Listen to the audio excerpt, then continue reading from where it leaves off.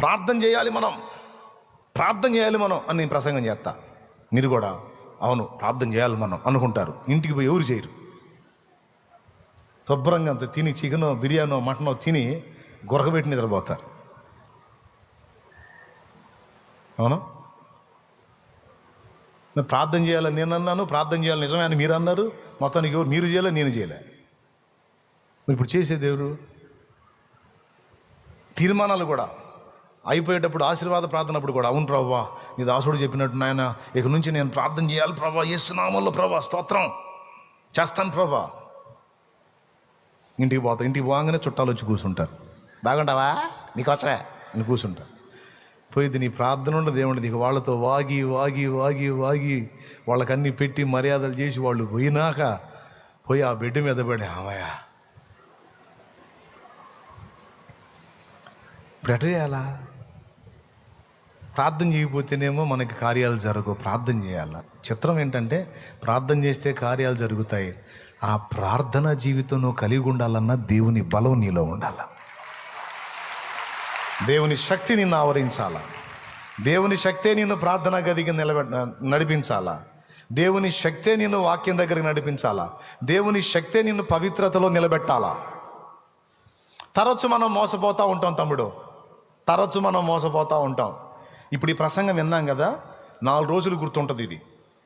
ఇక ఇప్పుడు ప్రతిదానికి దేవా ప్రార్థన చేయాలని ఆశ ఉంది, చేయలేకపోతున్నా, నాకు తెలియదు నువ్వు శక్తిని, నడుస్తానే తిరుగుతానే పని చేస్తానే దేవా శక్తిని, నాకు ప్రార్థనా శక్తి కావాలి, ప్రార్థన చేయాలని నేను, నాకు నువ్వు బలం ఇవ్వకపోతే నేను చేయలేను, నాకు ప్రార్థన ఆసక్తిని ప్రార్థనా బలాన్ని అంటుంటావు కదా.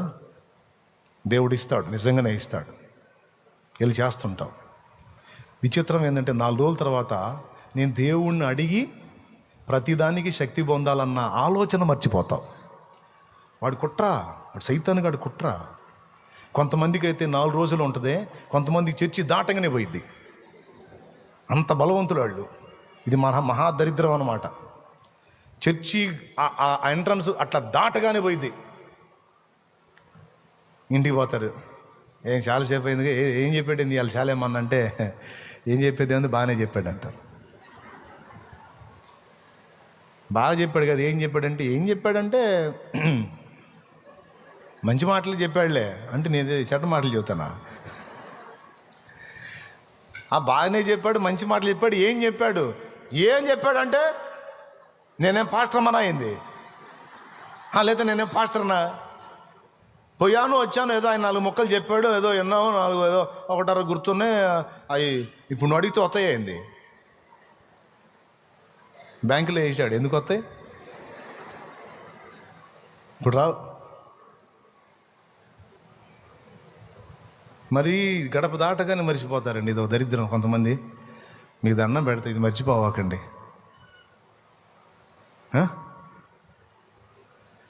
నీ వల్ల కాదు నాయన, నీ వల్ల కాదు. దేవుడి శక్తిని ఆశ్రయించకుండా ప్రార్థన చేయలేవు. నువ్వు ప్రార్థన చేయాలన్నా ప్రార్థన చేయటానికి దేవునికి ప్రార్థన చేయాల బలమీమని. ఇలా చంద్రబింబము ఓలే నీదు ప్రతిబింబము నేనై, ఇలా చంద్రబింబము ఓలే నీదు ప్రతిబింబము నేనై, జగమంత నీదు మహిమన్ వెన్నెలగ వెదజల్లా, జగమంత నీదు మహిమన్ వెన్నెలగ వెదజల్లా. బలవంతుడైన దేవా బలమీయుమయ్యా, బలవంతుడైన దేవా బలమీయుమయ్యా, వెలుగైన దేవ నన్ను వెలిగించుమయ్యా, వెలుగైన దేవ నన్ను వెలిగించుమయ్యా. ఓ నీతి సూర్యుడా నా జీవనాదుడా, ఓ నీతి సూర్యుడా నా జీవనాదుడా, నాలో వసించుమా నా పాలి దైవమా, నాలో వసించుమా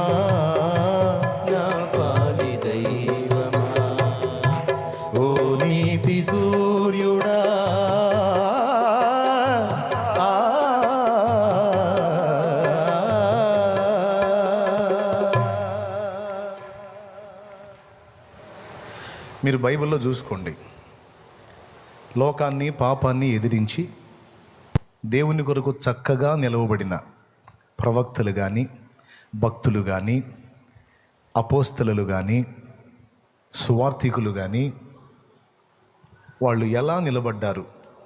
పాత నిబంధనలో భక్తులైనా క్రొత్త నిబంధనలో భక్తులైనా దేవునికి ఇష్టంగా వాళ్ళు ఎలా నిలవగలిగారు, నడవగలిగారు అన్నది ఒక్కటి పరిశీలన చేస్తే నేను అప్పుడు ఏది పాత నిబంధనలోను క్రొత్త నిబంధనలోను కూడా పరిశుద్ధాత్మ శక్తి ద్వారానే వాళ్ళు అవన్నీ చేశారు.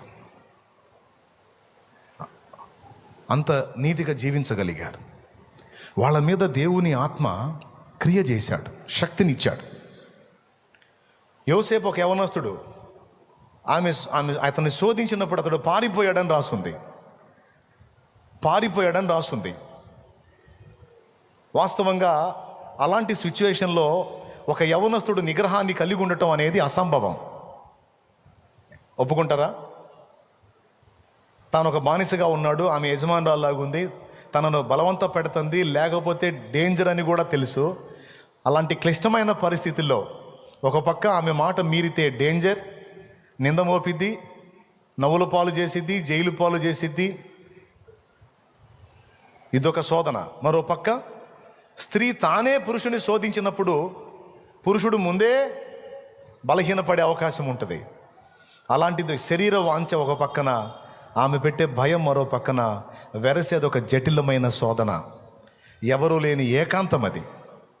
అలాంటి కఠినమైనటువంటి ఘట్టంలో యోసేపు ఉన్న ప్రాయాన్ని బట్టి 100కి 98% అతను బలహీనపడటానికి అవకాశం ఎక్కువ ఉంది. ఒక 2% మాత్రమే అతను నిగ్రహించుకోవడానికి అవకాశం ఉంది. 98% అతను వీక్ అవడానికి అవకాశం ఉంది. కానీ ఆశ్చర్య రీతిలో అతడు అక్కడి నుంచి బయటికి పారిపోయాడు అని రాస్తుంది.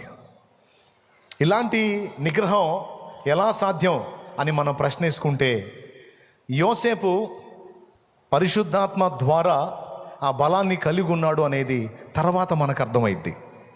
యోసేపు ఫరో ఎదుటికి పోయినప్పుడు, ఎవరు ఎదుటికి పోయినప్పుడు? జైలు నుంచి ఫరో ఎదుటికి పోయినప్పుడు, మీరు ఇంటికి వెళ్ళి ఆదికాండం యోసేపు లైఫ్ చదువుకోండి. ఫరో ఎదుటికి పోయినప్పుడు ఫరో యోసేపును చూసి ఒక మాట అంటాడు. తనకు వచ్చినటువంటి స్వప్నానికి అర్థం చెప్పి దానికి పథక రచన యోసేపు చెప్పినప్పుడు ఫరో ఆశ్చర్యపోయి యోసేపు దగ్గరికి దిగొచ్చి ఒక మాట అంటాడు, ఇతని వంటి దేవుని ఆత్మగల మనుషుని మరొకని మనం కనుగొనగలమా అంటాడు. ఆ మాట మీరు ఎప్పుడన్నా చదివారా?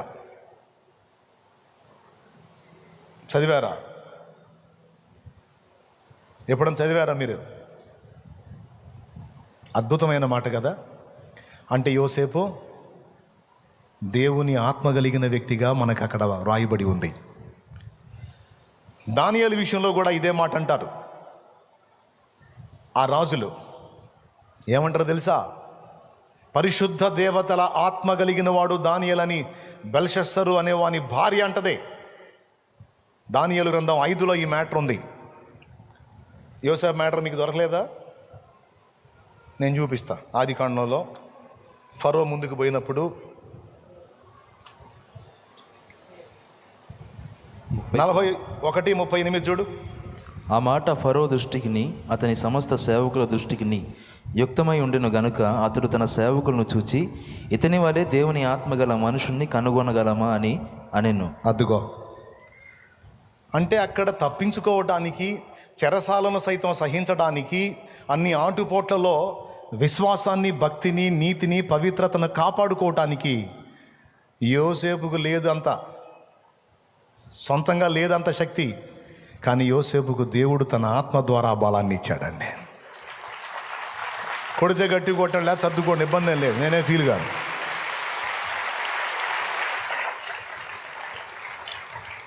హల్లెలూయా. దానియేలు గురించి కూడా అదే మాట ఉంది. ఆ కఠినమైన ప్రతికూలతలో చావటానికైనా, సింహాల గుహలో తోసివేయబట్టానికైనా ఇష్టపడ్డాడు, కానీ ప్రార్థన మానుకోవటానికి ఇష్టపడలా. ప్రార్థన ఎంత ప్రాణప్రదంగా చూశాడంటే, అనుదినము ముమ్మారు మోకాళ్ళుని దేవుణ్ణి స్తుతించుచు ప్రార్థించుచు వచ్చే ప్రక్రియ చావు కంటే, ప్రాణం కంటే కూడా అది ఎక్కువ. అది మానుకోవటం కంటే చచ్చిపోవటం బెస్ట్. అంటే ఇంత పట్టు, ఇంత క్రమం, ఇంత మొండితనం ప్రార్థనలో దానియేలుకి ఎలా వచ్చింది అంటే అది దానియేలు సొంత శక్తి కాదు. దానియేలు మీద కూడా దేవుని ఆత్మ నిలిచి ఉన్నాడు. దానియేలు మీద కూడా దేవుని ఆత్మ నిలిచి ఉన్నాడు. తలకాయలు కోస్తాం జాగ్రత్త అంటే కొయ్యమని, తలకాయని తెంచమని, నరకమని తలకాయలను అలాగా అప్పజెప్పారు, మెడకాయలను అప్పజెప్పారంటే అది వాళ్ళ బలం కాదు. ఏ మనుషుడైనా తన ప్రాణాన్ని కాపాడుకోవడానికి పరుగులు పెడతాడు, కానీ చావుకు ఎదురెళ్ళి నరకటానికి సిద్ధమైనటువంటి దానిలో తమ మెడని ఉంచాడు పౌలు. అంత ధైర్యం, అంత మొండితనం, చావుకు ఎదురెళ్ళేటువంటి ఆ వీరత్వం ఎలా వచ్చింది వాళ్ళకంటే అది వాళ్ళ సొంతమైంది కాదు. వారి మీద దేవుని పరిశుద్ధాత్మ నిలిచున్నాడు. ఆయన ఇచ్చిన బలాన్ని బట్టి చావుకు ఎదురెళ్ళారు. ఆయన ఇచ్చిన బలాన్ని బట్టి సింహాలకు ఎదురెళ్ళారు. ఆయన ఇచ్చిన బలాన్ని బట్టి భయంకరమైన ఆకర్షణలను తప్పించుకొని పారిపోగలిగారు.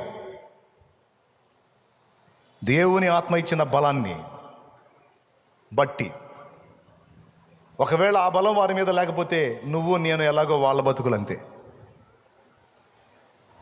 ఈరోజు ఆ రహస్యాన్ని దేవుడు విప్పుతున్నాడు. అపోస్తల కార్యం 1:8 పరిశుద్ధాత్మ మీ మీదికి వచ్చినప్పుడు మీరు శక్తి నొందెదరు అన్నాడు.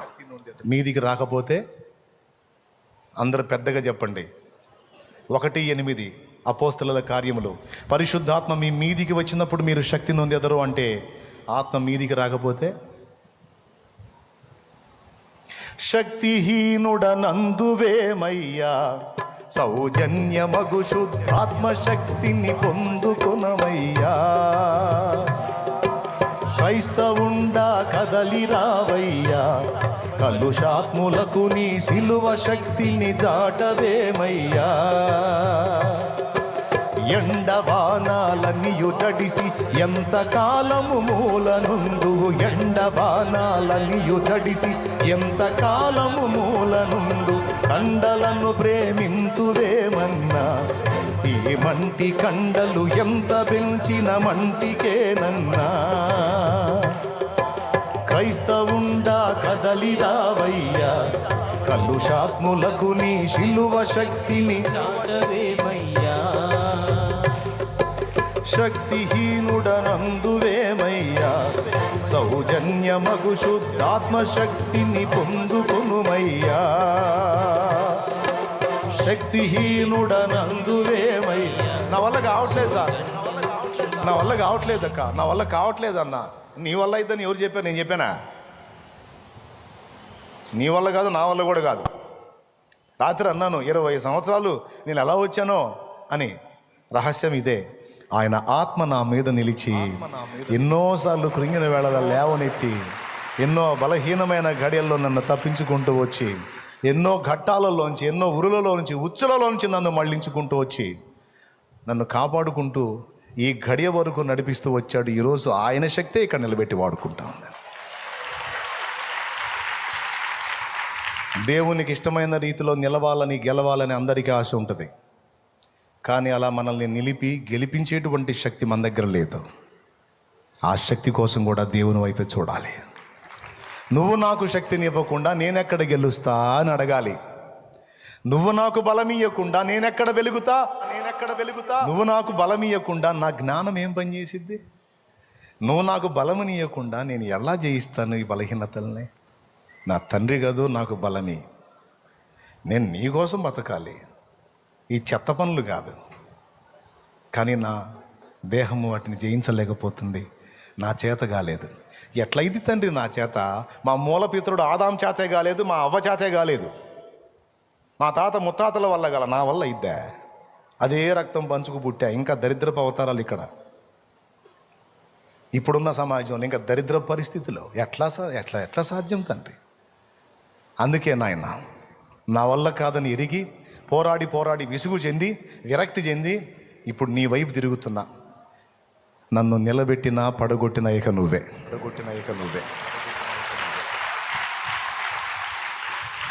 Finishing touch. చివరిలో ఒక మాట అంటాను నేను. ప్రభు చేతికి జీవితాన్ని అప్పగించి, ప్రభు మీద ఆధారపడి, ఆయన మార్గంలో మనం ప్రయాణం చేస్తే తప్ప మనంతట మనం సాధించలేం అన్నది మీలో ఎంతమందికి అర్థమైంది? నిజంగా అర్థమైందా? అర్థం కాకపోయిన చేతులు ఎత్తున్నారు, ఇంక అయిపోయిద్దని. రైట్, అర్థం అయ్యేటట్టు చెప్పానని నా నమ్మకం. ఒక మాట, యేసు ప్రభు ఆ రాత్రి సిలువకు అప్పగించబడబోతున్నాడు. తన దగ్గర ఉన్న వాళ్ళతో అన్నాడు, మీలో ఒకడు నన్ను అప్పగిస్తాడు అన్నాడు.